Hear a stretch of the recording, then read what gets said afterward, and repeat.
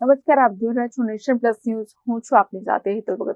Vadodara municipal corporation દ્વારા શહેર વિસ્તારમાં આવેલા તળાવોની સ્વચ્છતા અને સુંદરતા જળવાય અને વડોદરાની આગવી ઓળખ જળવાયેલી રહે તે માટે વિવિધ તળાવના બ્યુટિફિકેશનની કામગીરી હાથ ધરવામાં આવી છે. એ અંતર્ગત હાલ શહેરના રામનાથ તળાવનું આશરે 3.56 કરોડના ખર્ચે નવીનીકરણનું કામ ચાલી રહ્યું છે. અત્રે નોંધનીય છે કે વડોદરા શહેરની ચારે દિશામાં ખૂબ સુંદર તળાવો આવેલા છે, પરંતુ કાળક્રમે આ તળાવની બાજુમાં ગેરકાયદેસર દબાણોનો રાફડો ફાટી નીકળ્યો હોવાને લીધે પાલિકાના હાથ હેઠા પડતા હતા. જોકે વડોદરા મ્યુનિસિપલ કોર્પોરેશન દ્વારા હવે મકરપુરા, જીજી માતા, વેમાલી, કપુરાઈ, ભાયલી અને રામનાથ તળાવની કામગીરી શરૂ કરી દેવાઈ છે. શહેરની શોભા વધારતા તળાવોની આસપાસ ગંદકી અને દબાણોની પરિણામે કરોડો રૂપિયાના ખર્ચે બ્યુટિફિકેશનના કામો આંખે ઉડીને વળગે એવા રહ્યા જ નહીં. ત્યારે સ્થાયી સમિતિ અધ્યક્ષ ડોક્ટર શીતલ મિસ્ત્રીએ નેશન પ્લસ ન્યૂઝને જણાવ્યું હતું કે આગામી 4 મહિનામાં વિવિધ તળાવોની કાયાપલટ થઈ જશે.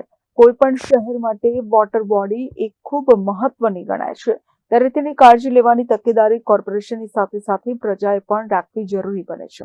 ત્યારે ડોક્ટર મિસ્ત્રીના જણાવ્યા અનુસાર રામનાથ તળાવની આસપાસ ડીમાર્કેશન અને દબાણોના વિકટ પ્રશ્નને મુખ્ય દંડક બાળકૃષ્ણ શુક્લ અને જિલ્લા કલેક્ટર સાથેની વિશદ ચર્ચા બાદ નિવેડો આવ્યો છે, જેના પરિપાક રૂપે આ તળાવના બ્યુટિફિકેશનનું કાર્ય પ્રગતિમાં છે.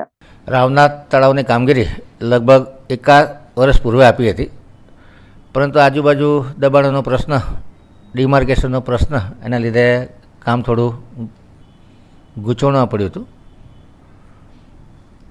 મુખ્ય સરકારના દંડક બાળુભાઈ શુક્લાજીએ કલેક્ટર સાથે, કમિશનર સાથે, અધિકારીઓ સાથે વિચાર વિમર્શ કર્યો, કોર્ડિનેશન કર્યું અને નું ડિમાર્કેશન થયું અને 26/12/2024થી લગભગ 26 જેટલા દબાણો અને આજુબાજુ જે કબ્રસ્તાનના ડિમાર્કેશન કરવા હતા એ પણ પૂરા થયા છે.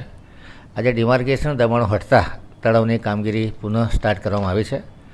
હાલ 400 મીટર જેટલી રિટેનિંગ વોલનું કામ પૂર્ણતાના આરે છે. ત્યારબાદ jogging track, garden, gazebo, railing, lighting વગેરે કામ આવનાર સમયમાં કરવામાં આવશે.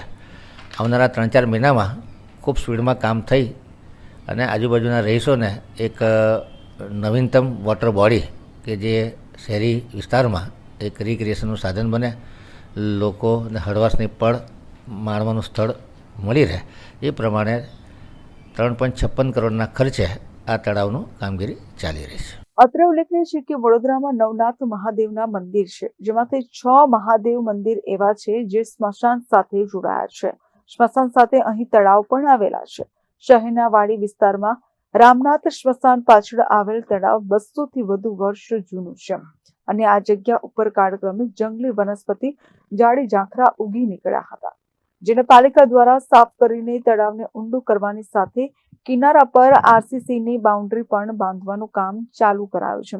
તો આધારભૂત માહિતી અનુસાર રામનાથ તળાવના બ્યુટિફિકેશનનું કામ અગ્રવાલ કન્સ્ટ્રક્શનને સોંપાયું છે, જે કપુરાઈ તળાવ અને ભાયલી તળાવના નવીનીકરણનું કામ પણ જુએ છે, જે સામે અગાઉ કામમાં વેઠ ઉતારી હોવાના આક્ષેપો થયા હતા. એ સામે પાલિકાએ જાત મુલાકાત કરી હોવાનું પણ ડોક્ટર મિસ્ત્રીએ જણાવ્યું હતું.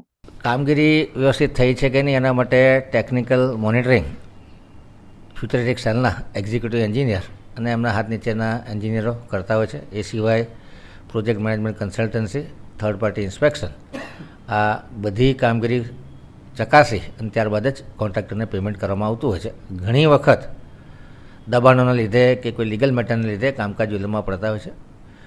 ઘણી વખત રિટેનિંગ વોલ બનાવી હોય અને નીચેથી માટી ધસી પડવાથી ત્યાંથી પાણી નીકળતું હોય, દેખીતી રીતે લાગે કે કોન્ટ્રાક્ટરે કામકાજ બરાબર નથી કર્યું, પરંતુ જે કપુરાઈ તળાવ હતું એમાં પણ પ્રશ્ન ઊભો થયો હતો.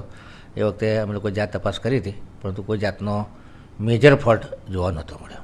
શહેરના વિવિધ તળાવોના બ્યુટિફિકેશન માટે પાલિકા તંત્ર સક્રિય થઈ ગયું છે, ત્યારે રામનાથ તળાવનો કોન્ટ્રાક્ટ અગ્રવાલ કન્સ્ટ્રક્શનને જ મળવો જોઈએ એવો સ્થાયી સમિતિના સભ્ય હેમિશા ઠક્કર અને શાસક પક્ષના નેતા મનોજ પટેલનો મીઠો હટાગ્રહ હતો, જેને પરિણામે આ ટેન્ડર પણ અગ્રવાલ કન્સ્ટ્રક્શનને ફાળે ગયું હતું એવી પણ ચર્ચાએ જોર પકડ્યું હતું.